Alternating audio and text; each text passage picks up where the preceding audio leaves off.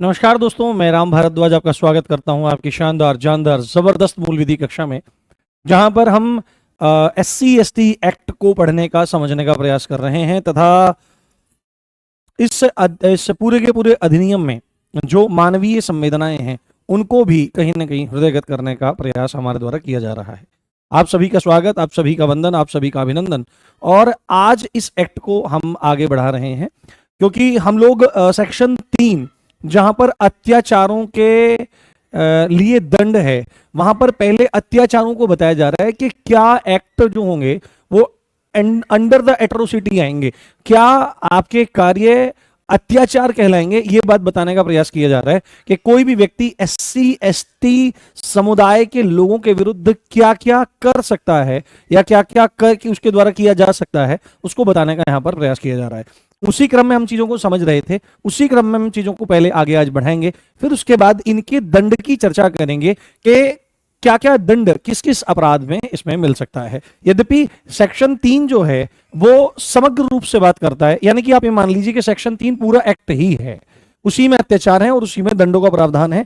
बहुत सारे इसमें अपराध ऐसे हैं जिनका दंड सामूहिक रूप से लिख दिया गया है, परंतु कुछ दंडों का जो वर्णन है वो थोड़ा सा अलग करके लिखा गया है। तो आप जल्दी से आ जाइए, जल्दी से दौड़े चले आइए फिर आज की क्लास को। हाँ हाँ, कल आप हमारा हाँ कल आप हमारा प्रणाम गरीब जी, सही लिखा है बिल्कुल।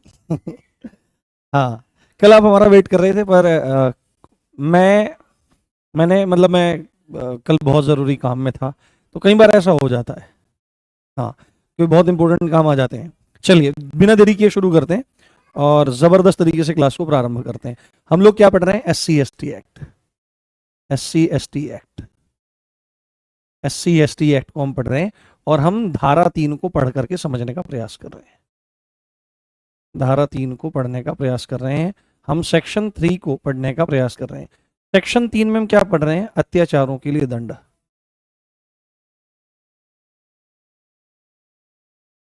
अत्याचारों के लिए दंड का प्रावधान है और इसमें पहले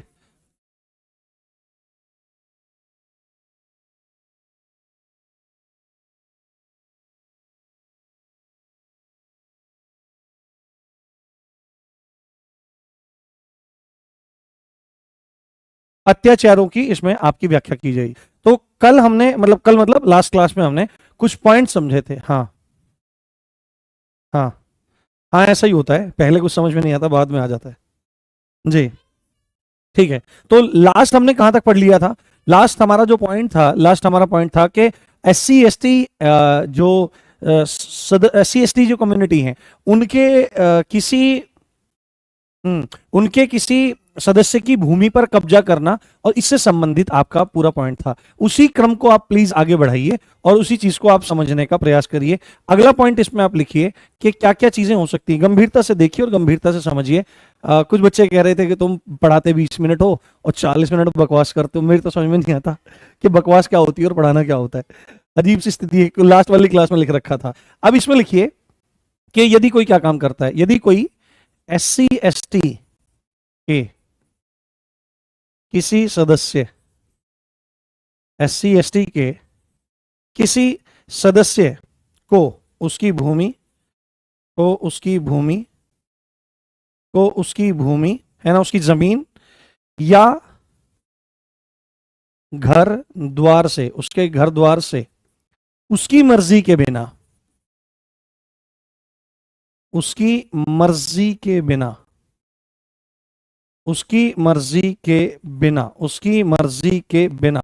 क्या काम करता है? उसकी मर्जी के बिना बेकब्जा कराएगा, है ना, बेकब्जा कराएगा, उसकी मर्जी के बिना बेकब्जा कराएगा। सीधी सीधी बात है, उसे उसके घर से या उसकी जमीन से बेदखल करेगा। ठीक है, उसकी मर्जी के बिना कि जा आज से जमीन हमारी हो गई, जा आज से घर हमारा हो गया, जा आज से तेरा मकान दुकान जो है ये सब हमारी हो गई, आज से तेरा कोई मतलब इसमें नहीं है। यदि ऐसा करता है कोई तो वह व्यक्ति अपराध करता है। इसी में पॉइंट, इसी के अंतर्गत पॉइंट है ये।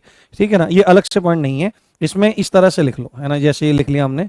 उसके बाद इसी में उसकी मर्जी के बिना कराएगा, है ना, उसकी उसकी, है ना, उसकी उसकी सिंचाई, हाँ, उसकी सिंचाई और वन अधिकारों में दखल देगा, वन अधिकारों में दखल देगा, उसकी सिंचाई या वन अधिकारों में दखल देगा। ठीक है। अब मान लिया SC ST कोई व्यक्ति है, तो उसकी कहीं जमीन है, उसकी जमीन में कहीं सिंचाई होनी है, तो कहेगा नहीं भाई तेरी नाली जो है, नाली का पानी इधर से नहीं जाएगा, ठीक है, आज ये हमारे यहाँ से तरह नहीं गुजरेगा, तू सिंचाई नहीं कर पाएगा।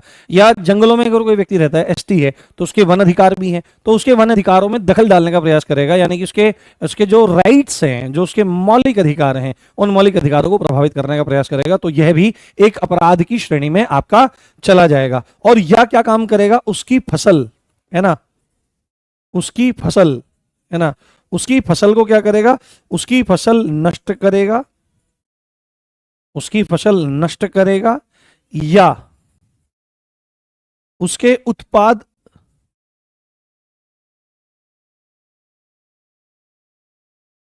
उसके उत्पाद ले जाएगा, उसके उत्पाद ले जाएगा, है ना। अब ये 3 पॉइंट आपको अच्छे समझने हैं। यदि कोई व्यक्ति क्या काम करता है, किसी SC ST परिवार के व्यक्ति की क्या काम करता है, उसकी जमीन को, जमीन से उसको बेदखल करता है, घर दुकान मकान दुकान से बेदखल करता है, उसकी सिंचाई और उसके जो वन अधिकार हैं उनमें दखल डालता है, उसकी फसलों को नष्ट कर देता है, या क्या काम करता है, गया और ट्रैक्टर चला दिया और काम खत्म किया, ना तू नहीं फसल बोएगा, ऐसा अगर करता है, हाँ, है ना, ऐसा अगर करता है, और साथ में क्या काम करता है, उस फसल से आने वाले उत्पाद हैं, यानी कि गेहूं है, मक्का है, या कुछ भी है, या उसके जो भी उत्पाद हैं, उनको यदि वह व्यक्ति ले जाता है, तो ये एक्ट आपके क्या कहलाएंगे, ये कार्य आपके अत्याचार कहलाएंगे SC ST समूह के किसी सदस्य के प्रति। इन चीज की तरफ आपको बहुत अच्छे ध्यान देना है। तो ये एक पॉइंट है जो आपको समझना है। Is that clear? कोई दिक्कत तो नहीं है? मुझे बताइए एक बार। हाँ, बहुत अच्छे से समझिए। हाँ, नहीं ये हो नहीं गया है, ये नहीं हो गया है। हाँ, ये सेक्शन 3 ही तो चल रहा है। सेक्शन 3 जो कल का था वही चल रहा है भाई। ये टू बी कंटिन्यूड है। टू बी कंटिन्यूड, ठीक है, टू बी कंटिन्यूड। हाँ, टू बी कंटिन्यूड कल वाला। पता नहीं है कुछ कॉमन सेंस नहीं लगाते हो तुम, कॉमन सेंस लगाया करो थोड़ा सा। हाँ हाँ हाँ हाँ हाँ, वन काटकर अपनी भूमि बढ़ाते हैं तो उनका इलाज फिर वन विभाग करता है, उसमें क्या दिक्कत वाली बात है। अगले पॉइंट की तरफ ध्यान दीजिए। इसमें बहुत सारे पॉइंट हैं, उन पॉइंट्स को ध्यान से देखिए और समझने का प्रयास करिए। उसके बाद क्या काम करता है, SC ST के किसी सदस्य को, SC ST के किसी सदस्य को, SC ST के किसी सदस्य को जबरन, है ना, जबरन, या सीधे सीधे जबरन ना लिख करके इसमें लिख सकते हैं बलात्श्रम को, बलात्श्रम, बलात्श्रम या बंधुआ मजदूरी करने के लिए मजबूर करता है ना, बंधुआ मजदूरी, बंधुआ मजदूरी, मजदूरी करने के लिए विवश करता है, करने के लिए क्या करता है, विवश करता है, बंधुआ मजदूरी करने के लिए विवश करता है, बंधुआ मजदूरी करने के लिए विवश करता है। यदि क्या होता है बलात्श्रम, आपको बताइए बलात्श्रम का क्या मतलब है। बलात्श्रम का मतलब है जबरदस्ती काम लेना, ठीक है, जबरदस्ती काम लेना, जबरदस्ती काम करवाना, जबरदस्ती काम करवाना, ठीक है, जबरदस्ती काम करवाना। नहीं भाई तुझे हमारे घर काम करना पड़ेगा, साहब मुझे तो दूसरी जगह नहीं, तुम लोग बने इस चीज के लिए हो, तुम नौकरी करने के लिए बने हो, हाँ, तुम नौकरी करने के लिए ही बने हो, तुमको क्या करना पड़ेगा, तुमको ये काम करना ही पड़ेगा, नहीं करेगा तो तेरा इलाज हम करेंगे। या फिर क्या काम कर रहा है, या उसको बंधुआ मजदूरी करने के लिए विवश कर रहा है। बंधुआ मजदूरी क्या होती है, बंधुआ मजदूरी होती है प्रिय क्या करना कि आजीवन, है ना, आजीवन या लंबे समय तक, आजीवन या लंबे समय तक अपने पास ही मजदूरी करने के लिए विवश करना, अपने पास ही, अपने पास ही कार्य करवाना, है ना, कि कहीं और नहीं जाओगे, बंध करके मजदूरी करोगे। यदि ये काम किए जा रहे हैं तो ये अपराध की श्रेणी में आपके आएंगे, ये अत्याचार की श्रेणी में आएंगे। और लोगों ने लिटरली ऐसा किया है ना। हाँ, लोगों ने लिटरली ऐसा किया है। हाँ, ठीक है, इस चीज को आप बहुत अच्छे से ध्यान रखिए, इस चीज को बहुत अच्छे से समझिए, ठीक है। अगला पॉइंट इसमें ध्यान रखिए, अगले पॉइंट की ओर बढ़ते हैं। अगला पॉइंट इसमें क्या बोलता है कि एससी एसटी के किसी सदस्य को, एससी एसटी के किसी सदस्य को मतदान करने से रोकेगा, ठीक है। मतदान, मतदान मतलब वोट, वोट करने से रोकेगा, वोट करने से रोकेगा, या किसी उम्मीदवार को वोट डालने के लिए, या किसी उम्मीदवार को वोट डालने के लिए विवश करेगा, विवश करेगा। यदि कोई व्यक्ति क्या काम करता है, यदि कोई व्यक्ति क्या काम करता है कि वोट डालने नहीं देता, कि भाई तू वोट डालने नहीं जाएगा, है ना। होते थे लोग ऐसे, आज भी ऐसे लोग होते हैं कि पूरा का पूरा क्षेत्र में लठ लेके खड़े हो जाते हैं, हथियार लेके खड़े हो जाते हैं। हालांकि अब उतना नहीं है। हाँ हाँ हाँ हाँ हाँ हाँ हाँ, ठीक है। तो वोट डालने, तुम वोट डालने नहीं जाओगे, ऐसा करता है, मना करता है कि तुम वोट नहीं डालोगे, नहीं तुम हमें वोट डालने नहीं देंगे। या क्या काम करता है, अच्छा अगर तुमको वोट डालनी है तो मैं जहां पर कहूं, जिस उम्मीदवार को मैं कहूं, जिस अभ्यर्थी को मैं कहूं, तुमको वहां जा करके, हाँ हाँ, तुमको वहां जा करके वोट डालने की जरूरत है ना, वोट डालने की जरूरत है। तो एससी एसटी के सदस्य को मतदान करने से रोकेगा, या किसी उम्मीदवार को, है ना, किसी उम्मीदवार को वोट डालने के लिए विवश करेगा। तो ऐसा कार्य क्या कहलाएगा, ऐसा कार्य आपका अत्याचार कहलाएगा, धारा 3 के अंतर्गत। अगली धारा, अगली धारा, पढ़ने पे ध्यान दो बेटे ज्यादा ज्यादा। हम्म हम्म हम्म हाँ, मास्टर राइटिंग थोड़ा और अच्छा करो। जी दादाजी बिल्कुल। हाँ हाँ जी दादाजी बिल्कुल, जो आज्ञा दादाजी। अगला पॉइंट इसमें क्या चीज है हमारा, इसके, इसको बहुत ध्यान से देखना है, इसको बहुत ध्यान से देखना है। एससी एसटी के किसी सदस्य, है ना, एससी एसटी के किसी सदस्य, एससी एसटी के किसी सदस्य, हाँ, एससी एसटी के किसी सदस्य के खिलाफ, सदस्य के खिलाफ झूठा सबूत, है ना, खिलाफ झूठा सबूत, झूठा सबूत, सबूत को ही हिंदी में साक्ष्य कहा जाता है। क्या कहते हैं, झूठा साक्ष्य, साक्ष्य मतलब सबूत, झूठा साक्ष्य, झूठा साक्ष्य। और साथ में आपका द्वेषपूर्ण, है ना, किसी सदस्य के साथ में झूठा साक्ष्य उसके लिए, या उसके खिलाफ झूठा साक्ष्य लगा देना, झूठा सबूत पेश करना कि इसने ये काम किया है सर, है ना, इसने ये काम किया है, इसने ये अपराध किया है, किसी के खिलाफ झूठा सबूत पेश करना, एससी एसटी। और आप में से काफी सारे लोग पूछ रहे थे कि सर इसमें एससी एसटी हो सकता है सामने से अत्याचार करने वाला या कोई और। तो इस एक्ट को पढ़ने पर यह बात स्पष्ट रूप से पता चल जाती है कि जो अपराध करने वाला व्यक्ति है वो एससी एसटी से भिन्न ही होना चाहिए। ये आगे दंड की प्रक्रियाओं में भी आप देखने का और प्रयास करेंगे, ठीक है। हाँ, झूठा सबूत या द्वेषपूर्ण, है ना, द्वेषपूर्ण ढंग से, या द्वेषपूर्ण ढंग से, या तंग करने के, तंग करना, है ना, तंग करते हैं ना लोग, तंग करना यानी कि परेशान करना, परेशान करना, परेशान करना हम उसको चाह रहे हैं, हम उसको परेशान, हाँ सर जी याद करने का तरीका बताइए। हाँ, सब इंपॉर्टेंट पॉइंट हैं बेटे, बिल्कुल। हाँ, है ना, बिल्कुल, ठीक है। तो या द्वेषपूर्ण ढंग से, या तंग करना, या परेशान करने के आशय से क्या करना, केस फाइल करना उसके खिलाफ, उसके खिलाफ, उसके खिलाफ केस फाइल करना, उसके खिलाफ केस फाइल करना, उसके खिलाफ केस फाइल करना, उसके खिलाफ केस फाइल करना। तो यदि कोई व्यक्ति क्या काम कर रहा है कि एससी एसटी के सदस्य के खिलाफ झूठा सबूत दे रहा है, या देशपूर्ण ढंग से या तंग करने के आशय से उसके खिलाफ झूठा केस या केस फाइल करना, यह भी अपराध की श्रेणी में ही आपका आ जाएगा। ठीक है, यह भी अपराध की श्रेणी में। हाँ। हम्म। हाँ। हाँ। ठीक है, ये चीज ध्यान रखना। हाँ, बहुत बढ़िया, बहुत बढ़िया। हाँ, ठीक है, अगली अगली धारा देखना। हाँ, किसी लोक सेवक को, लोक सेवक को एससी एसटी के खिलाफ, एससी एसटी के खिलाफ झूठी जानकारी देना,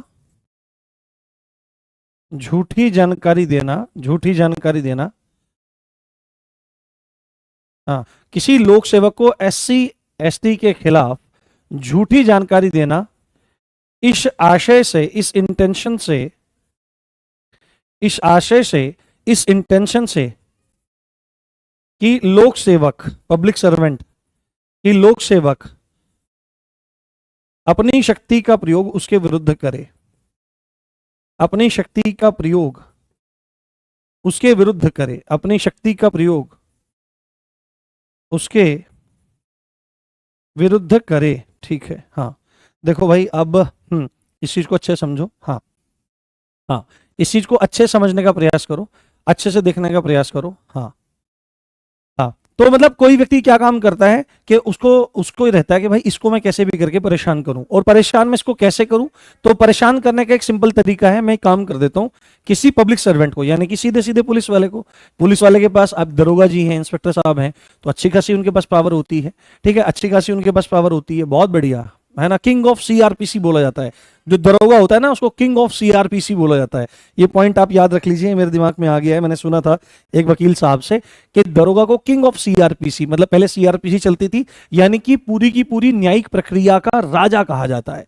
क्यों कहा जाता है? क्योंकि मामले, जो घटनाएं होती हैं वो उसी के संज्ञान में आती हैं, वही एफआईआर लिखता है। एफआईआर लिखने के बाद क्या होता है, एफआईआर लिखने के बाद, हाँ, एफआईआर लिखने के बाद वही फिर आगे चार्जशीट लगाना और सब इत्यादि टोटल काम करना, डायरी लिखना, रोजाना मचा लिखना, सब चीज वही काम करता है। अगर वो ना हो तो फिर ये पूरा का पूरा सीआरपीसी का जो सिस्टम है वो विफल हो जाएगा, पूरी की पूरी प्रक्रिया विफल हो जाएगी। अभी बीएनएसएस, हाँ, तो सीधे जाकर के झूठी जानकारी देता है जिससे उस एससी एसटी को प्रताड़ित कराया जा सके लोक सेवक के द्वारा उसकी शक्तियों का इस्तेमाल करते हुए। तो ये चीज आपको ध्यान रखनी चाहिए, यदि ऐसा करता है तो भी वह व्यक्ति अपराध करता है। हाँ। हाँ। हाँ, देखो। हाँ। हाँ। हाँ, देखो, मैं आपको एक बात बता रहा हूं, एक एक मेरी रिक्वेस्ट है, मेरी प्लीज एक रिक्वेस्ट है। बहुत सारे बच्चे, अभी आपको तो पता लगता नहीं है, आपको तो पता लगता नहीं है क्योंकि आप अपने अपनी स्क्रीन पर बैठे हुए हो, पर मुझे ऐसा लग रहा है जैसे जानबूझ करके कुछ चीजें ऐसी की जा रही हैं जिससे मैं पढ़ा ना सकूं। ठीक है, रेगुलर कमेंट्स आ रहे हैं उल्टे सीधे, मैं इसलिए मतलब ध्यान नहीं देता यार, चलो बच्चे हैं, चलो बच्चे हैं, पर रेगुलर ऐसे कमेंट आ रहे हैं, तुम्हारा पढ़ा हुआ समझ में, रेगुलर, आपको पता नहीं लग रहा है। यहां से कमेंट पर जब निगाह पड़ती है तो रेगुलर इस टाइप के अलग अलग कमेंट आ रहे हैं। कुछ तरह के लोग हैं जो घुसे हुए हैं शायद, और वो पढ़ाने देना नहीं चाहते। तो अब मैं मजबूर हूं, अगर कोई क्लास से अलग कोई बात करेगा तो I am sorry, first time मैं ब्लॉक कराने जा रहा हूं, और मैं टेक्निकल बंदे को बोल रहा हूं। ठीक है, अब मुझे मत बोलना, क्योंकि आप अगर मुझे पढ़ाने ही नहीं दोगे तो फिर कोई फायदा इस चीज का नहीं है, है ना। तो एडवांस में सॉरी, आपको ब्लॉक किया जा रहा है।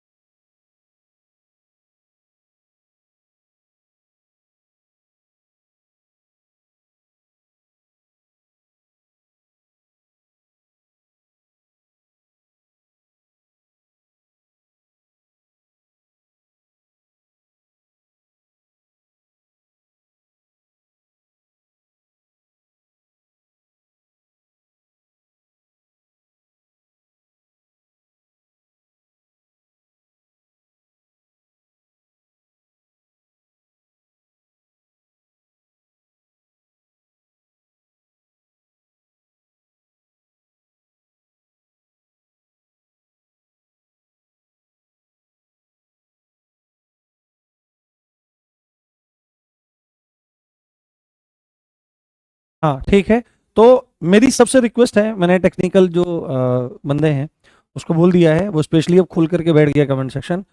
अगर आपका कोई डाउट है तो अपना डाउट आप डाल सकते हैं, यदि मैं देखूंगा तो मैं जवाब जरूर दे दूंगा दोस्तों। अगर क्लास से अलावा कोई इधर उधर की बात हुई तो फिर आपके लिए प्रॉब्लम है, यू विल बी ब्लॉक्ड सून। तो इन चीज को ध्यान रखना, फिर मतलब कोई खोलेगा नहीं। अगर आप बच्चों की तरह बिहेव करोगे तो मैं आपके बड़े भाई की तरह बिहेव करूंगा, बट अगर आप मुझे पढ़ाने ही नहीं दोगे, अगर आपकी इंटेंशन है, ये सब ये ना प्रोपेगेंडा टाइप है, ये मेरे को सब समझ में आ रहा है कौन कर रहा है कौन नहीं कर रहा है, बट इस चीज से कभी आप मुझे रोक नहीं सकते हो। तो मेरे बच्चे जो मेरे सामने इतने सारे बैठे हुए हैं जो मुझे इतनी मोहब्बत करते हैं, आप मुझे इन्हें पढ़ाने से नहीं रोक सकते। तो यू विल बी ब्लॉक्ड सून, है ना, काइंडली चेक इट। चलिए दोस्तों, आप टेंशन मत लो, आप प्रसन्न होकर के पढ़िए, बाकी जो मेरे प्यारे बच्चे हैं। चलिए आगे बढ़ते हैं। अब आगे इसमें बात आ जाती है, क्या काम करता है किसी एससी या एसटी के सदस्य का अपमान करता है। क्या काम करता है? अपमान करता है ना, अपमान करता है, अपमान करता है, हाँ, अपमान करता है या धमकाता है, का अपमान करता है, अपमान करता है या धमकाता है, या धमकाता है, अपमान करता है धमकाता है। तो अपमान करने में क्या होता है? अपमान करने में जातिवाचक शब्दों का प्रयोग किया जा सकता है, जाति सूचक शब्दों का प्रयोग, है ना, जाति सूचक शब्दों का प्रयोग, जाति सूचक शब्दों का प्रयोग, जाति सूचक शब्दों का प्रयोग किया जा सकता है, जाति सूचक शब्दों का प्रयोग किया जा सकता है। जैसे किसी को जाति सूचक शब्द से बुला दिया, जैसे कुछ भी बोल, अरे तू तो फलान जाति का, अरे तू तो ऐसा है, अरे तू तो वैसा है, अरे तू तो ये है, अरे तू तो वो है, इस तरह की जाति सूचक शब्दों का प्रयोग करता है तो अपमान करना है। धमकाता, अरे तू तो ऐसा है, अरे तू तो ऐसा है, अरे तू तो ऐसा है, तो ये भी क्या आएगा? ये भी एक तरह का अत्याचार है। और ज्यादातर जो एससी एसटी के मामले दर्ज होते हैं वो इसी टाइप में आता है कि मेरे को जाति सूचक शब्द बोल दिया गया है, मेरे को जाति सूचक शब्द बोल दिया गया है, मुझे अपमानित करने का प्रयास किया गया है, और इसी पॉइंट के अंतर्गत क्या होता है, ये एक्ट किसी भी व्यक्ति पर लगता है। और ये एक्ट एक्चुअली में लगता किस पर है? तो नॉन एससीज और एसटीज के लिए ये है,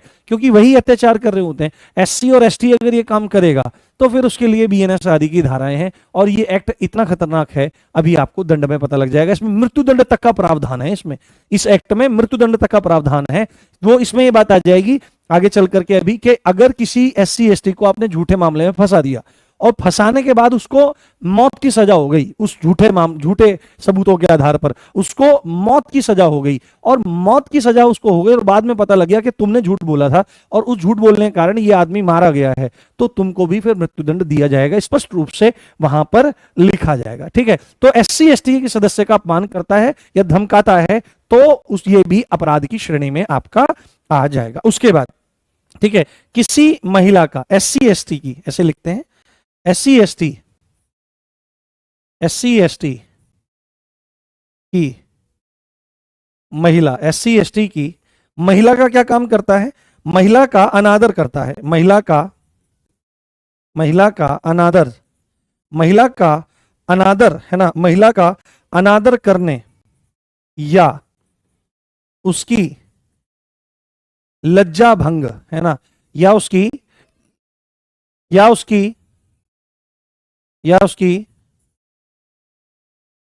लज्जा भंग करने के आशय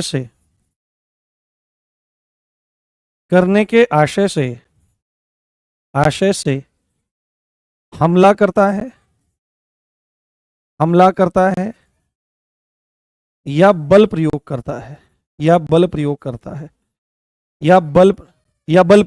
है, मेरी बात ध्यान से आपको सुननी है, मेरी बात ध्यान से आपको समझनी है। हाँ हाँ,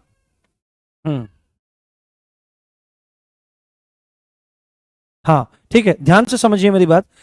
हाँ, क्या काम करता है कोई भी आदमी? देखो, आपको हमला करने का मतलब क्या होता है? आपको हमला करना क्या समझ में आता है? ज्यादातर लोग लिखते हैं कि उसने मेरे पे हमला किया। तो अगर किसी ने किसी को थप्पड़ मारा, तो इसको लोग आम भाषा में बोल देते हैं कि भाई हमला कर दिया, बट नहीं, ये हमला नहीं होता है। हमला करना किसको कहते हैं? सपोज करो कि आप मेरे सामने बैठे हुए हो और आप मेरे को बोल रहे हो मास्टर राइटिंग सुधार, ठीक है, मास्टर राइटिंग सुधार, है ना, लिटरली ऐसे बोला किसी ने। तो भाई मेरे को शो हो जाएगा, मेरे को कैसे बोल रहा है भाई, तो मैं ऐसे कैसे बोल देगा, तो मेरे को, मैं मास्टर हूँ तो मेरे को फील हो जाएगा भाई मेरी राइटिंग तो ये सही है, ये राइटिंग बहुत सही है। अगर व्हाइट बोर्ड होता तो और चमक क्या थी। बट भाई मेरे को गुस्सा आ गया। तो अब मैंने क्या काम किया, मेरे पास रखी थी लाठी, है ना, और तुम बैठे हो सामने और तुम बोल रहे हो मास्टर राइटिंग सुधार। तो मैं इधर से तुम्हारे पास आया और मैंने आकर के और ऐसे किया, ठीक है, मैंने आकर के क्या किया, मैंने यहां से लाठी उठाई, ये तो ट्यूबलाइट रखी हुई है, मैंने ये उठाया और मैंने ऐसे कर दिया, तुम्हारी तरफ ऐसे भी कर दिया। ये मारा नहीं, ये जो एक्ट है ऐसे उठा करके और ऐसे करने वाला, यही एक्चुअली में क्या है, इसी को हमला करना कहते हैं, जिससे सामने वाला चोट लगने के या किसी क्षति के होने के लिए आशंकित हो जाए, है ना, वो किसी चीज के लिए आशंकित हो जाए। सपोज करो SC ST की कोई महिला कहीं से जा रही है, तो हमने क्या काम किया, उसका अनादर करने के आशय से वो जा रही है तो उसको ऐसे किया हमने, एकदम से ऐसे, एकदम से ऐसे किया, तो ऐसे किया तो उसको अनादर महसूस होगा, तो इसको हमला करना कहते हैं। या आपराधिक बल का प्रयोग किया, बल का मतलब तो पकड़ लेना, बल का मतलब क्या होता है, सीधे पकड़ लेना, तो उसकी लज्जा को भंग करना, है ना। क्या करते हैं लोग कि भाई कपड़ा पकड़ के खींच दिया यहां से वक्षस्थल से, यहां से कमर से उठा के कहीं हाथ लगा दिया, है ना, कभी कुछ कर दिया, तो ये सब अगर काम करता है तो ये भी अपराध की श्रेणी में आपका आ जाएगा। इस बात को अच्छे से समझना है, इस बात को अच्छे से जान लेना है। हाँ हाँ हाँ हाँ हाँ, नहीं समझ कहाँ गए हो बेटे पॉइंट्स, तो ये सब अपराध है ना, ये सब अपराध है, इनको तो लिखना पड़ेगा ना, या मैं हवा में भी बता दूं आपको, जो चीज है, जो कॉन्सेप्ट है, वो तो सब लिखने पड़ेंगे ना, उसमें उसमें क्या दिक्कत वाली बात है, उसमें क्या प्रॉब्लम हो रही है। उसके बाद अगला पॉइंट है SC ST की किसी महिला के साथ, किसी महिला के साथ उसकी मर्जी के बिना, उसकी मर्जी के बिना, उसकी मर्जी के बिना लैंगिक संबंध बनाना, है ना, या उसका मर्जी के बिना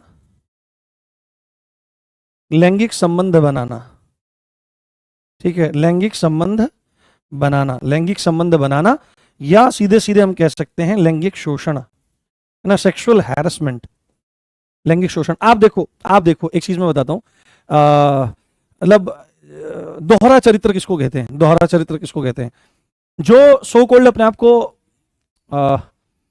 बहुत बड़ा दिखाते हैं कि वी आर द ग्रेट, ऐसे हैं वैसे हैं। कोई भी आदमी, कोई भी आदमी, कोई भी आदमी, कोई भी आदमी किसी भी चीज से ग्रेट नहीं होता एक्सेप्ट उसके बिहेवियर के, एक्सेप्ट उसके आचरण के, एक्सेप्ट उसके वैल्यूज के, उनसे ऊपर कोई भी नहीं होता। अगर कोई जमीन में पड़ा हुआ कीड़ा भी आपसे ज्यादा आदर्श रखता है तो आपसे महान है वो। लोग कहते हैं हम तो बहुत शुद्ध हैं, हम तो बहुत पवित्र हैं, हम तो ऐसे हैं, हम तो वैसे हैं, और वही पवित्रता बताने वाले लोग जब सेक्सुअल डिजायर होती है फिर कुछ नहीं देखते कि कौन है कैसा है। दिन में SC ST सदस्य के, समुदाय के किसी सदस्य को कुछ भी कह करके, उल्टा सीधा बोल करके, अछूत बोल दिया, ठीक है, ऐसा बोल देते हैं। बट जब बात आती है सेक्सुअल प्लेजर की तो बस फिर तो कोई भी चाहिए, चाहे कोई भी हो, तो उसके साथ में फिर वो लैंगिक संबंध बनाने तक के लिए तैयार हो जाते हैं। तो ये होता है दोहरा चरित्र, और इसी चीज ने भारतीय समाज को न जाने कहां से कहां पहुंचा दिया है। पूरे भारत की जो ऊर्जा है वो इन्हीं सब मुद्दों से उलझने के लिए रह गई। अगर भारत में ये सब मुद्दे न होते तो आज राष्ट्र वास्तविकता में बहुत आगे निकल गया होता। हमारी तो प्रॉब्लम्स ही खत्म नहीं हो रही हैं, है ना। पॉलिटिकल पार्टीज के पास मुद्दे यही हैं कि भाई हम तुम्हारे धर्म के मामले सुलझाएंगे और हम तुम्हारे जातियों के मामले सुलझाएंगे। एक मूवी है, हालांकि मैं मूवीज बहुत ज्यादा देखता नहीं हूं, बट सोशल इश्यूज पे जो मूवीज होती हैं उनको देखना चाहिए। एक मूवी है मदारी, इरफान खान की, बहुत अच्छी मूवी है। उस मूवी में उस व्यक्ति का बच्चा पुल के नीचे आके मर जाता है और फिर वो अपना एवेंज लेने जाता है, अपना बदला लेने जाता है, और बाद में जो यूनियन होम मिनिस्टर होता है उसके मुंह से कैमरे पे उगलवाता है कि भ्रष्टाचार को रोकने के लिए सरकार नहीं है, भ्रष्टाचार करने के लिए ही सरकार है।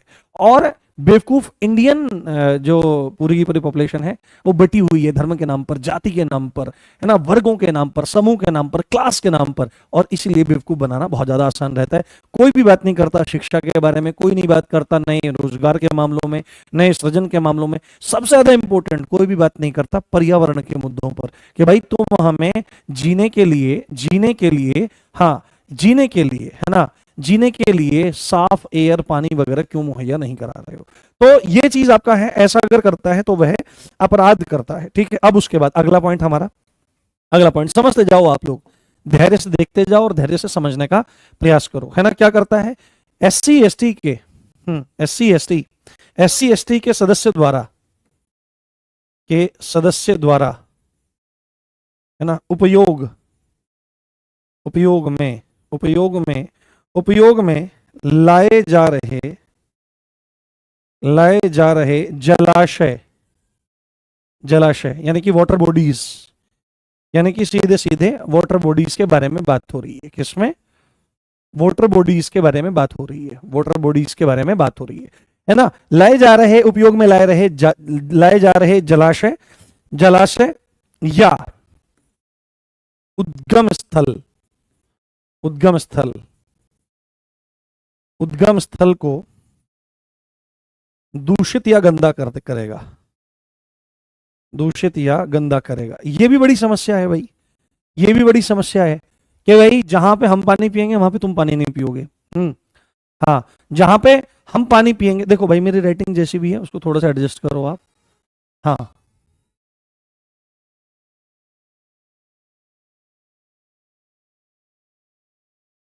हाँ, ठीक है, ये चीज आपको ध्यान रखो, ये चीज समझने का प्रयास करो आप। ठीक है, तो क्या करते हैं कि जहां पे हम पानी पिएंगे वहां पे तुम पानी नहीं पियोगे, और एक्चुअली में जहां पे तुम पानी पियोगे अगर अलग से भी पानी पी रहे होंगे, आज भी ऐसी खबरें आती हैं कि अपने जलाशयों में या जहां पे पानी होता है वहां पे लोग पानी नहीं पीने देते। तो ये व्यवस्था ठीक नहीं है एक्चुअली में। अगर ऐसी कोई बात आप किसी के दिमाग में, वैसे तो होनी नहीं चाहिए, पर ऐसी भी अगर कोई किसी के दिमाग में बात है तो किसी एक व्यक्ति को नियुक्त किया जाना चाहिए, सबको पानी पिलाए, बात खत्म हो गई। ठीक है, ये नहीं कि तुम, ये पानी सबका है, प्रकृति तो किसी के साथ भेदभाव नहीं कर रही है, तो आप कौन होते हैं किसी के साथ भेदभाव करने वाले। तो अभी क्या कर रहा है कि हम तुझे अपनी वाटर बॉडी से तो पानी पीने नहीं देंगे, बट अगर तू जहां पे पानी पीता है, तेरा कुआं है ना, जलाशय में क्या हो सकता है, जलाशय में कोई कुआं हो सकता है ना, जलाशय में कोई कुआं हो सकता है ना, कोई तालाब हो सकता है, कोई बावड़ी हो सकती है ना, कोई पोखर हो सकता है ना, कोई झरना हो सकता है जहां से वो पानी पीता है, कोई धारा हो सकती है, जल की धारा हो सकती है ना, कुआं, तालाब, बावड़ी, पोखर, झरना, धारा, कुछ भी हो सकता है, या किसी नदी का उद्गम स्थल है, किसी जल स्रोत का उद्गम स्थल है जहां से वो उद्गमित होता है, जहां से वो निकलता है, उसको क्या काम करता है, उसको गंदा कर देता है या दूषित करता है, तो यह भी एक अपराध की श्रेणी में आएगा, यह भी एक अत्याचार की श्रेणी में आएगा। हाँ, ये सब हाँ धारा 3 के अंतर्गत ही है। हाँ, हाँ, कल बीएनएस की क्लास 100% चलेगी। हाँ, ठीक है, चलिए, बहुत बढ़िया। हाँ, हाँ, ठीक है, चलो, ठीक है, उसके बाद आगे चलते हैं, आगे देखने का प्रयास करते हैं। हाँ, आगे देखने का प्रयास करते हैं, एससी एसटी के द्वारा सार्वजनिक रूप से प्रयोग में लाए जा रहे रास्तों को बंद करता है, रास्तों को बंद करता है ना। एससी एसटीज लोग जो हैं वो जिन रास्तों को सार्वजनिक रूप से यूज कर रहे हैं, वहां से आ रहे हैं, जा रहे हैं, उनको बंद करता है कि भाई तुम वहां से यहां पे नहीं जाओगे। हाँ, हाँ, ठीक है, अगर ऐसा करता है तो वो चीजें बहुत ज्यादा गलत हैं। एससी एसटी के द्वारा सार्वजनिक रूप से प्रयोग में लाए जा रहे रास्तों को बंद करता है तो वह अत्याचार करने का कार्य करता है। अगला पॉइंट इसमें आता है, क्या काम करता है, मकान दुकान गांव, है ना, मकान दुकान गांव या निवास छोड़ने के लिए मजबूर करता है।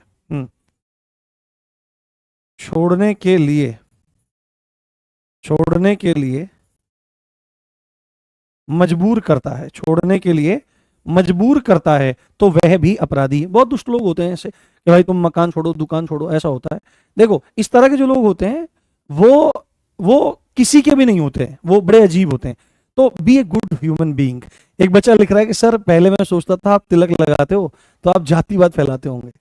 नहीं बेटे, मैं आपको एक बात बताता हूँ, ये जो तिलक है, तिलक क्या होता है, तिलक एक्चुअली में हमारी आध्यात्मिक साधना को दिखाता है, इसके अलावा इसका कोई मतलब नहीं है। ये हमारी आध्यात्मिक साधना, थोड़ी शोभा भी बढ़ाता है, सुंदर भी लगता है, ठीक है। और तीसरी बात है, क्योंकि चंदन से इसका लेप किया जाता है, तो चंदन प्रकृति में ठंडा होता है, नेचर बाई नेचर ठंडा होता है। तो यहां पर ये हमारा मन बिंदु है, विचार स्थान है। तो जो व्यक्ति बहुत ज्यादा विचार करते हैं उनके लिए तो बहुत ज्यादा आवश्यक है, क्योंकि इस स्थान पर आज्ञा चक्र होता है। इस आज्ञा चक्र पर बहुत ज्यादा विचार करने से गर्मी उद्दीप्त हो जाती है, उष्णता आ जाती है, तो उसकी ठंडक के लिए भी चंदन यहां पर लगाया जाता है। क्या क्या किन चीजों के लिए? उपासना की पद्धति को बताता है तिलक कि क्या उपासना पद्धति है। दूसरा बताता है कि ये आयुर्वेदिक रूप से या शारीरिक रूप से भी ठीक है। तीसरा इसका महत्व है कि थोड़ा सा सुंदर भी लगता है। इसका मतलब जातिवाद से बिल्कुल नहीं है। और ये वही तिलक है जो रामानंदाचार्य जी के 12 शिष्यों ने लगाया, और 12 शिष्यों में भी कबीर ने लगाया, रैदास जी ने लगाया। ये वही तिलक है, ये वही तिलक है जो हनुमान जी भी लगाते हैं। ये चीज आपको ध्यान रखनी चाहिए। हाँ, ऐसा नहीं होता है। मैं बोलता हूं ना कि अगर लाइफ अच्छी जीनी है तो पॉलिटिकल जितने भी विचारधाराएं हैं उनसे साइड हो जाइए। वो आपको खा रहे हैं, वो आपको खा रहे हैं। खुद अमीर बन रहे हैं, अपने बच्चों को अमीर बना रहे हैं, पर आपको तथा आपकी आने वाली पीढ़ियों को हमेशा गरीब और शोषित, और वास्तविकता में शोषण करने वाले वही लोग हैं जो शोषण से बचाने का हवाला देते हैं। ये बात गंभीरता से सोचिए। तो अपने उत्थान पर ध्यान दीजिए कि कैसे बौद्धिक उत्थान हो, कैसे सामाजिक उत्थान हो, कैसे राजनीतिक उत्थान हो, कैसे आर्थिक उत्थान हो, कैसे चारित्रिक उत्थान हो, कैसे पारिवारिक उत्थान हो, कैसे मानसिक उत्थान हो, कैसे वैचारिक उत्थान हो। इन सब चीजों पर ध्यान दीजिए, अपने सेल्फ डेवलपमेंट पर ध्यान दीजिए। और ये जब सब व्यक्ति अपने बारे में सोचने लगेंगे तो राष्ट्र का उत्थान अपने आप हो जाएगा। नल्ले नेताओं की कोई जरूरत नहीं पड़ेगी देश में। हाँ, ठीक है, चलिए आगे। अगला पॉइंट इसमें क्या है हमारा? अगला पॉइंट क्या है इसमें हमारा? ये सब चीजें आ गई हमारी। अब यहां पर हमारे ये सारे के सारे अपराध हो गए। अब इनके दंडों की चर्चा हम लोग करेंगे। क्या करेंगे? इनके दंडों की चर्चा हम लोग करेंगे। हाँ, इनके दंडों की चर्चा हम लोग करेंगे। दंड है ना, इनके दंडों की चर्चा करेंगे कि भाई इतने अपराध यदि कोई व्यक्ति करता है तो अब उसको दंड क्या मिलेगा। तुम यहां पर लिखना शुरू करते हैं दोस्तों। यहां पर लिखते हैं हम दंडों का प्रावधान। अत्याचारों के दंड, अत्याचारों के दंड, है ना, अत्याचारों के दंड यहां पर हम लोग लिखना शुरू करते हैं। और सबसे पहला पॉइंट लिखते हैं हम इसमें कि पहला एक सामान्य बिंदु है, पहला एक सामान्य बिंदु है जो इस बारे में बात करता है। हाँ हाँ हाँ, है ना, जो सामान्य बात करता है, जो सामान्य बात करता है, क्या बात करता है कि इस एक्ट के अंतर्गत यदि कोई भी अपराध होता है, हाँ, यदि कोई इस एक्ट के अंतर्गत, हाँ, इस एक्ट के अंतर्गत कोई भी अपराध करता है, हाँ, कोई भी अपराध करता है, तो ये सामान्य बात है, ये कॉमन पनिशमेंट है अंडर दिस एक्ट। तो उसके लिए दंड क्या होगा? उसके लिए दंड देखो, तो दंड में दो चीजें होती हैं, जेल। तो जेल कितनी होगी? यहां पर लिखते हैं मिनिमम और यहां पर लिखते हैं मैक्सिमम। तो मिनिमम उसको जेल होगी 6 मंथ्स की। कितने की? मिनिमम उसको जेल होगी 6 माह की, और अधिकतम उसको जेल हो सकती है 5 साल तक की। मैक्सिमम कितनी? 5 साल तक की जेल होगी। और साथ में, है ना, जेल के साथ में प्लस में ही उसको फाइन भरना पड़ सकता है ना, फाइन भरना पड़ सकता है। यानी कि जेल तो होगी जिसमें 6 महीने तो कम से कम होगी, और मैक्सिमम हो सकती है 5 साल तक की। और जुर्माना कितना? जुर्माना भी उसको देना पड़ेगा। जुर्माने में क्या चीज है? जुर्माने में, हाँ, जुर्माने में क्या चीज है? जुर्माने में यहां पर कोई स्पष्ट बात नहीं लिखी गई है। हाँ हाँ हाँ, कोई बात बोल रहा है कि लोग हम SC ST से हैं और हमको गांव में ही जातियों के नाम लिखे, मैंने यहाँ पर नहीं लिखूंगा, कि जाने नहीं देते। तो आपको जाना क्यों है? उस स्थान पर बिल्कुल नहीं जाना चाहिए जहां पर हमारा सम्मान नहीं होता है। व्यक्ति को पूरी घर में पूरी गरिमा, पूरे सम्मान के साथ रहना चाहिए। हाँ, और जाना कहाँ है? अगर जाना है तो भगवत मार्ग की तरफ जाना चाहिए, है ना, भगवान नाम की तरफ जाना चाहिए, क्योंकि नाम में वो अगाध सामर्थ्य है कि वो बड़े बड़े महाराजाओं को, धीराजाओं को, चक्रवर्ती सम्राटों को नतमस्तक कर सकता है। तो आपको जरूरत ही नहीं है किसी के पास जाने की। अपने उत्थान पर ध्यान दीजिए, शिक्षा का सहारा लीजिए। शिक्षित व्यक्ति को कोई भी तिरस्कृत नहीं कर सकता है, परंतु ध्यान रखिए, शिक्षित होने के बाद उस शिक्षा का प्रयोग अपने और औरों के उत्थान में ही लगाइए। यदि कोई अत्याचारी है तो उसके लिए दंड के प्रावधानों में लगाइए, परंतु उसके उस शिक्षा को प्राप्त करके आप अभिमानी न बन जाएं, आप नितांत विनम्र व्यक्ति बने, जिससे आपकी वजह से लोगों का कल्याण हो। ऐसा ना हो कि उल्टा आपने जो कष्ट पहले झेला है, उस शोषण का जो आपने झेला है, उसके कारण आप उसी कम्युनिटी को जाकर के शोषित करने लग जाओ, क्योंकि सब लोग भी तो एक जैसे नहीं होते हैं। ये बात आपको समझनी चाहिए। लोग क्या काम करते हैं कि किसी ने शोषण किया, वो शोषण दिमाग में रहा, जब पढ़ लिख करके आगे बढ़े तो मन में रोष की भावना रही, मन में द्वेष की भावना रही कि उन लोगों ने ऐसा किया था, पर्टिकुलर एक दो व्यक्ति ने ऐसा किया, तो सबको उसकी सजा देने लगते हैं। ये बात ठीक नहीं है। ठीक है, तो ये कॉमन बात इसमें है कि इस एक्ट के अंतर्गत कोई भी अपराध करता है तो दंड मिनिमम 6 महीने और मैक्सिमम 5 साल तक का हो सकता है। साथ में उस व्यक्ति को क्या करना पड़ सकता है, साथ में उस व्यक्ति को जुर्माना भी देना पड़ेगा। ठीक है, ओके, ठीक है। अब यहां पर एक बात है, यदि किसी SC ST के सदस्य को, है ना, यदि किसी SC ST के सदस्य को झूठे सबूतों के आधार पर, झूठे सबूतों के आधार पर, झूठे सबूतों के आधार पर, झूठे सबूतों के आधार पर किसी केस में फंसाता है, हाँ, किसी केस में फंसाता है, हाँ, हाँ, हाँ, हाँ, हाँ, ठीक है, किसी केस में फंसाता है, झूठे सबूतों के आधार पर किसी केस में फंसाता है, किसी केस में फंसाता है, किसी केस में फंसाता है और उस केस में दंड फांसी है ना, उस केस में दंड फांसी है, उस केस में दंड फांसी है और जानता है कि SC ST फंस जाएगा, ठीक है, SC ST फंस जाएगा, तो फंसाने वाले को दंड,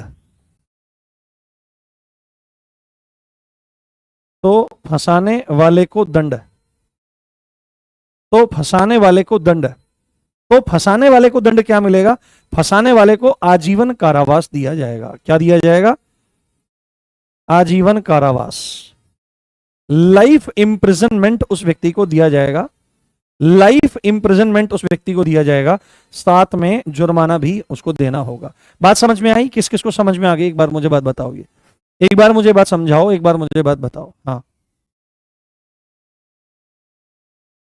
हाँ, हाँ, हाँ, हाँ, ठीक है। देखो, सबके मैसेज देखना पॉसिबल नहीं होता क्योंकि कई हजार बच्चे क्लास में बैठे हुए हैं। हाँ, तो एकदम से फिर चीजें जाने लगती हैं, बहुत किसी का कमेंट निगाह पड़ जाती है तो दिख जाता है, कहीं भी स्लो हो जाते हैं, कभी हमें। यदि क्या काम करता है, अभी देखो ध्यान से समझो कंडीशन, SC ST के किसी सदस्य को झूठे सबूतों के आधार पर किसी ऐसे केस में फंसाने का प्रयास करता है जिसमें सजा जो मिलनी है, जिसमें सजा जो मिलनी है वो भाई मृत्युदंड है, वो क्या है, वो फांसी है, मृत्युदंड है ना। और क्या हो जाता है, और वो जो फंसाने वाला है उसको भी विश्वास है, वो जानता है कि SC ST इस केस में फंस जाएगा, तो ऐसे किसी षड्यंत्र के मामले में तो जब वो व्यक्ति पकड़ा जाएगा फंसाने वाला, तो उसको आजीवन कारावास होगा और उसको जुर्माना भी भरना पड़ेगा। अब एक कंडीशन ये आ जाती है कि उसने ऐसे केस में फंसाया जिसमें सजा जो है वो फांसी है और एक्चुअली में फांसी हो जाती है ना, झूठे सबूतों के आधार पर क्या हो जाती है, फांसी हो जाती है। तो अब ऐसे मामले में क्या होगा, यदि झूठे सबूतों के आधार पर SC ST के किसी सदस्य को किसी ऐसे केस में फंसाया है जिसमें दंड मृत्युदंड है और मृत्युदंड मिल जाता है, तो फंसाने वाले को भी मृत्युदंड दिया जाएगा, मृत्युदंड दिया जाएगा। ऐसा काम नहीं करना चाहिए। सर्वे भूते हिते रता, ये बात ध्यान रखनी चाहिए, ये बात ध्यान रखनी चाहिए कि सिय राम मैं सब जग जानी, करहूं प्रणाम जोर जुग पानी। जो लोग इस बात को बोलते हैं, मानते हैं कि सिय राम मैं सब जग जानी, करहूं प्रणाम जोर जुग पानी, और इस आधार पर फिर बोलते हैं कि भाई तुम लोग वैसे नहीं हो, क्यों भाई, सिय राम, सिय राम मतलब ये ब्रह्म का वाचक है, सिय राम मतलब राधा कृष्ण, सिय राम मतलब आपका क्या हो गया, सिय राम मतलब आपके भगवान शिव पार्वती, आपके अन्यान्य देवी देवता, और जब उनका दर्शन आप समग्र चराचर में कर रहे हो तो क्या विचारा वो अछूता है, विचारा तो कहना ठीक नहीं है, क्या वो उससे अछूता है, क्या उसके अंतरात्मा रूप में परमात्मा विद्यमान नहीं है, बिल्कुल है। तो कभी भी किसी प्रकार के भेदभाव को नहीं रखना चाहिए। और मोक्ष एक्चुअली में क्या होता है, अभेदावस्था ही, अभेद जहां पर भेदभाव शून्य अवस्था होती है उसी को मोक्ष कहा जाता है। जहां पर आत्मा और परमात्मा में अभेद की स्थिति हो जाती है, जहां पर सच्चित आनंद में एक स्थिति हो जाती है, जहां पर सत्य और असत्य के में सब प्रकार के जो भेद समाप्त हो जाते हैं, तब उस व्यक्ति को मोक्ष की प्राप्ति होती है। ठीक है, ये बात ध्यान रखनी चाहिए। इसके उलट जो लोग है ना, अब इसका प्रतिकार क्या होता है कि समाज में, क्योंकि वो सोचते हैं कि धर्म के आधार पर ही हमारे साथ भेदभाव हो रहा है, तो समाज में जो SC ST के लोग हैं वो भी इस चीज को करने लगते हैं कि भाई हम नहीं मानेंगे, हम भी तुम्हारा अपमान करेंगे। अब अपमान एक्चुअली में हम तुम्हारा कैसे कर सकते हैं? अब तुम इतने पावर में हो या तुम ऐसी स्थिति में हो, हम तुम्हारा डायरेक्ट अपमान नहीं कर सकते, तो हम क्या काम करेंगे? हम तुम देवी देवताओं की चित्रों को फाड़ेंगे, मूर्तियों का अपमान करेंगे। एक्चुअली में वो हो क्या रहा है? वो एक्शन का रिएक्शन है। बट फिर भी मैं एक बात को बोलता हूं, कानून को, इस तरह का कानून है, आपके पास कोई ऐसा अपराध करता है तो उसके लिए यूज कर सकते हैं आप, अगर जेन्युइन वो चीजें आपके साथ हो रही हैं। बट ऐसा कोई कृत्य नहीं करना चाहिए कि एक दो व्यक्तियों की वजह से और तमाम लोगों की आस्थाओं के साथ में खिलवाड़ किया जाए, क्योंकि संविधान का अनुच्छेद 25 सबको अपने धर्म की स्वतंत्रता, अपने अंतःकरण की स्वतंत्रता का अधिकार देता है, उसको मानने का, उसका प्रचार करने तक का अधिकार देता है। तो ऐसा कोई भी काम न करें जिससे किसी की भी आस्था को ठेस पहुंचे, ये बात ध्यान रखनी चाहिए। तो इसमें है, यदि झूठे केस में किसी SC ST को फांसी हो जाती है ना, है ना, यदि झूठे केस में किसी SC ST को फंसाए जाने के परिणाम स्वरूप, फंसाए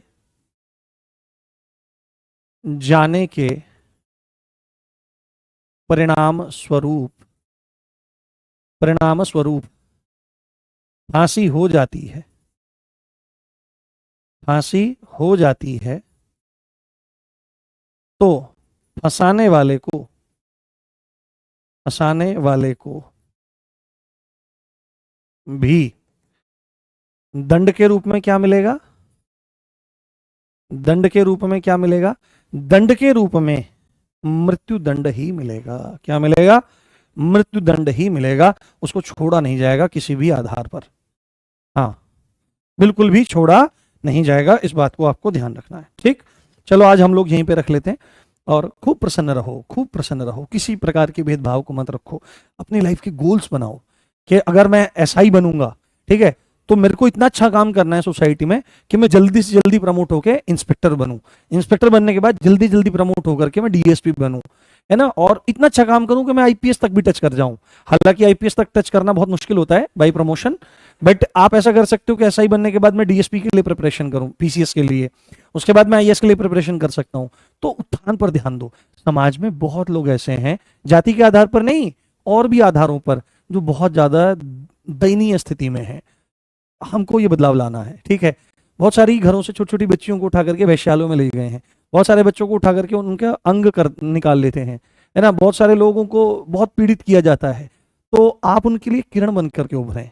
ठीक है, किसी भी प्रकार की पॉलिटिकल विचारधारा को एक दायरे में रहकर के माने, अगर मानना है, परंतु यदि वह दायरा घृणा करना सिखाता है, यदि वह दायरा भेदभाव करना सिखाता है, किसी के प्रति ईर्ष्या करना सिखाता है, तो बुद्धि का प्रयोग करें और राष्ट्र को आगे बढ़ाने में युवाओं आप समर्थन दें, अपना हिस्सेदारी को तय करें। ये एक शिक्षक होने के नाते मेरे दिल के आगार हैं। देखो, सबको यहीं रहना है, कोई कहीं नहीं जाएगा, तो हम लड़ क्यों रहे हैं? चलिए, ठीक है, समझ में आई बात मेरी क्लास से अगर आप निकलोगे तो एक इंसान बन के निकलोगे, एक अच्छे इंसान बन के निकलोगे, जो हर एक मुद्दे पर एक समन्वयवादी नजरिए को रखता है। समन्वयवादी नजरिया ही, बीच का रास्ता ही जीवन को हमेशा सुंदर बनाता है। बहुत ज्यादा एक्सट्रीमिस्ट होना, है ना, कि बहुत ज्यादा दाएं चले जाना, बहुत ज्यादा बाएं चले जाना, ये जीवन में अवसाद का कारण ही है, और यही आगे चल करके समाज में और देश में अशांति का कारण बनते हुए रक्त की नदियों को बहाने के लिए जिम्मेदार बनता है। हाँ हाँ, चलिए, ठीक है मेरे बच्चों, विकास करो, हर तरह से विकास करो, हर तरह से विकास करो। वैचारिक तौर पर बहुत उन्नत हो जाओ, आर्थिक तौर पर उन्नत हो जाओ, भावनात्मक तौर पर, आध्यात्मिक तौर पर उन्नत हो जाओ। आध्यात्मिक रूप से आपको एक बात बताऊं, आप में से मैक्सिमम लोगों को ये बात पता नहीं होगी, रामानंदाचार्य जी के 12 शिष्यों में ब्राह्मण, क्षत्रिय, नाई, है ना, जाट और सब तरह के लोग हैं, है ना, रैदास भी हैं, कबीर भी हैं, धन्ना भी है। कबीर एक्चुअली मुसलमान भी हैं, आप देखिए, कबीर मुसलमान ही तो है, मुसलमान जुलाहा ही तो है, वो भी हैं। कबीर जी के रामानंदाचार्य जी की शरणागति होने के बाद अरब तक के साधुओं ने, 40,000 साधुओं ने रामानंदाचार्य जी की शरण ग्रहण की। और रैदास जी की जो दीक्षा है, मंत्र दीक्षा है, राम मंत्र दीक्षा है रैदास जी की,